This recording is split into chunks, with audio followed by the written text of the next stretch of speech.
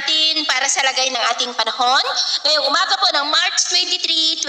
2025. Sa ngayon po ay nananatili na walang anumang banta ng sama ng panahon sa loob at labas ng ating area of responsibility. Ang hanging amihan na umiihip dito sa Luzon ay unti-unti naman na po nang humihina ang epekto nito habang ang shear line ay patuloy pa rin na nakakaapekto sa Visayas at easterlies po sa may Mindanao. At sa ating long range forecast, consistent pa rin po na walang bagyo na namamataan na tatawid sa ating kalupaan for the next 2 weeks. At sa lagay po ng ating panahon, ngayong madaling araw ay maayos ang panahon sa malaking bahagi ng ating bansa, pero may chance pa rin ng mga isolated rains, lalo na po sa may Palawan, Samar Provinces, Leyte, Bohol, Cebu, Northern Negros, Dinagat Island, Sarangani, Bislig, Misamis Oriental, Zamboanga, Basilan, Holosulu, Tawi-Tawi at ilang bahagi ng General Santos. At mamaya po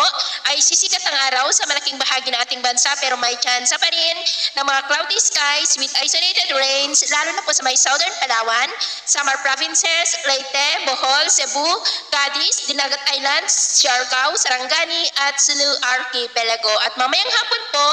maayos pa rin ang panahon sa malaking bahagi ng ating bansa, lalo na dito sa Luzon, pero may chance pa rin ng cloudy skies with isolated rains sa may Palawan, Bicol Region, Visayas at Mindanao. Kaya mag-ingat po tayo dahil may mga chance pa rin ng mga pagbaha at pagguho ng lupa. At sa atin naman po mga baybayin,